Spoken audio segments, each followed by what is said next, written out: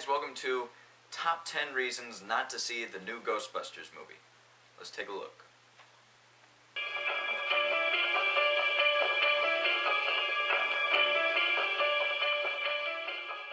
Okay, number 10 is the reviews.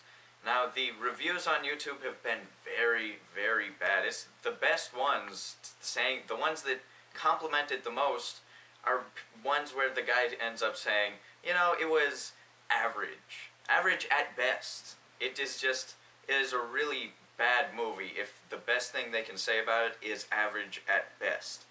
And, I mean, there are some shills out there that are actual, there's at least one that is an actual fake YouTube account that was created by Sony so that this guy can talk about how great the picture was, believe it or not. So, that is the first, well, number 10, reason why you should not see this movie. Number 9. Now, we don't even need this movie. This is such an unneeded movie. Why? Because the original movie, with Bill Murray and all that covered all the bases of what you can do with a Ghostbusters movie, with Ghostbusters in it and all. And then the second Ghostbusters movie pretty much showed that that first one was all you could do, because it was just a rehash of the first one with some more elements that sucked. So that pretty much covered all those bases. Why do we need another movie? This is just a reboot, and you could say that it's different because it has women in it. If it's not different, it's another rehash, and even if it's exactly like the first movie, it's a waste of our time. Why do we need to do another rehash movie? It's a waste of our time. Number 8. There is a lot of anti-man content in this movie. Not just the movie, as well as everything else to do with this movie. There's a way of doing a nice pro-feminism movie without just blatantly smacking every man in the face. We're going to go over some of those things in a while, but let's go over the ones that we're not going to be doing. First off, the ads of the movie, they say stuff like, "Get over it," to any man that was, like, mad about this movie. Just because we're mad that this movie is being made does not mean that we're mad it's being made because of the women. It's because we thought there is no reason for there to be a Ghostbusters reboot.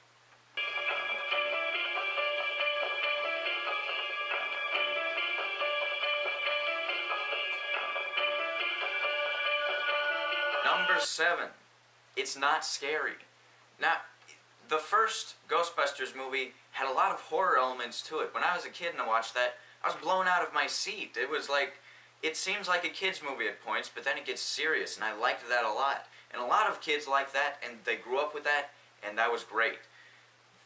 A lot of people say this new one is aiming a lot more towards kids, but that can't be it. By having no scary stuff in it, you are not just making it boring for adults, you're making it boring for kids, because kids do like that horror element. It doesn't have to be extreme, but I have it under good authority, there is just one jump scare throughout the entire movie, and that's just slight. It doesn't really, like, make you jump out of your seat. There is no intense scene. There is nothing to give this movie weight, really. So that's number 7. Number 6. Now, number 6 is that the effects are bloody awful. If you've seen the trailer, then you know this immediately, but every single trailer will pretty much show you how bad the effects are. Everything's bright and colorful like it was a drawn cartoon, and it all looks so clean and fake. The original one was gritty with all the puppeteering stuff going on.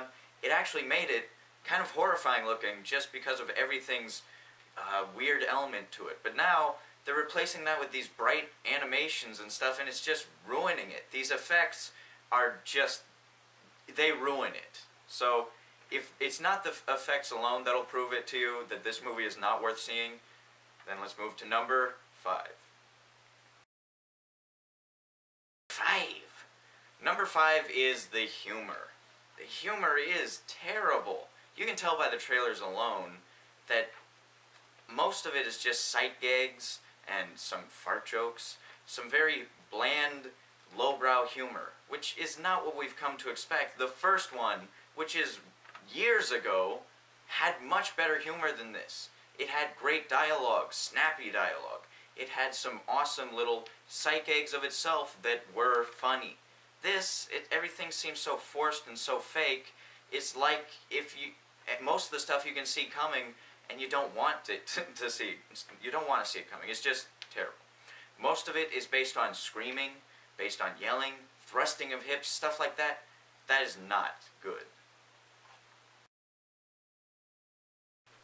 Number 4. Number 4 is the trailers. If the trailers were not enough to scare you away from this movie, then I am shocked by you. But let's say you gave this a lot of leeway. Let's go back to the trailers. Check every single trailer and just look at it real closely. Check out all the humor and ask yourself, have I seen this stuff before? If the answer is yes, then realize this is just the same old humor that we've been getting for years from stuff back in the 50s with these sight gags that are awful. And then take a look at all of this effects. You can tell that's terrible. Take a look at the acting, the actors, every little second of it. If there is nothing that you enjoy in it, that is what you're going to get in the movie. That's what we get in the movie. Number 3.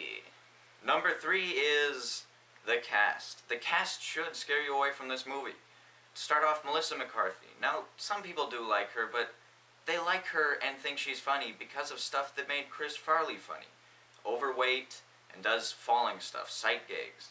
Which Chris Farley did it well because he had a lot of talent and he made everything played up and it was fun.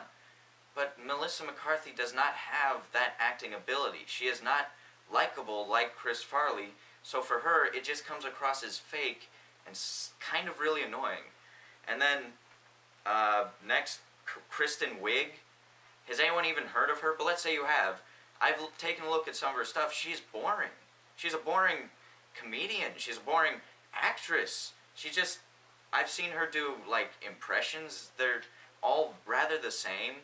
I've seen her make some jokes that are very bland. I mean, she is not a funny actress. And then notice I'm pointing out that they're not funny because this is a comedy. This is not just some horror or action movie. This is a comedy. And they are not funny. These first two main actors are not, or actresses, are not funny. Next, there's Kate McKinnon. She is from Saturday Night Live. She does pretty good impressions of, like, Hillary, who is a horrible witch. She can play a horrible witch. But that's not necessarily a good thing. I mean, I haven't seen her in anything that really tells me that she's funny. I've seen her in real life wearing weird clothing and stuffing stuff in her face. That's what she thinks is funny. That is not funny. Then Leslie Jones, I've never seen her in much at all. I've seen her in 1 or 2 Saturday Night Live things. I haven't watched a lot of those, but she's loud. That's her thing. And her main shtick is being a stereotype. And in this, they make her that stereotype, which is just, it's just racist, really. It's very racist the way they write her character and the way she acts it out. It's just sad, really. Number 2. A reboot. This is a reboot. Number 2 is, why did it have to be a reboot?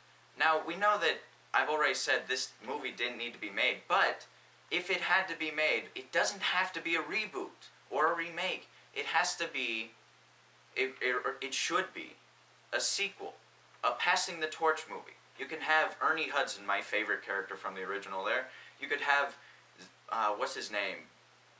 Dan Aykroyd, Bill Murray there. Just have them as the actual Ghostbusters and sort of passing the torch. Even if Bill Murray didn't want to show up, I would rather see Dan Aykroyd and Ernie Hudson there having their kids and some friends of theirs taking over the whole ghost-busting business than seeing a couple of new people doing the same old thing that we've already seen.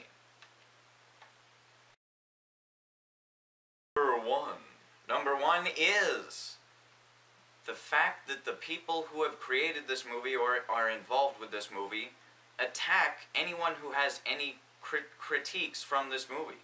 This movie is, as we can tell, terrible, and a lot of people have picked up on that and they've said such. But even all the way back to the first trailer, this writer-director, Paul Feig, he said that you're an anti-woman and a misogynist if you don't like this movie. He's saying this because he already knows that the movie sucks. He has to get you to want to see it so you can be a pro-woman, right? So you won't be one of those jerks who hate women, right? They're trying to attack us into liking the movie and seeing the movie. That is disgusting. And a lot of people involved with this movie have said terrible things to anyone who has a critique of the movie or of the trailer itself. And one of the people have said that if you don't like the movie, and, oh no wait, he said any hater towards the movie is a Trump supporter and a misogynist. So that is an insult towards a Trump supporter and towards anyone who doesn't like the movie and is not a Trump supporter. This is what we're getting. Constant attacks from all sides from these people. Why should we see this movie if we know it sucks, it has nothing going for it, and the people who are creating it won't allow you to say anything constructive about it, anything even slightly negative about it? That is disgusting, and I honestly think we should not see this movie. I'm not going to see it. I've heard about it. I've listened to reviews. I've made sure that every little detail about it I know. And I know that this is no good. So I hope that you guys don't see this movie because I won't be. So that's all I have to say. Peace.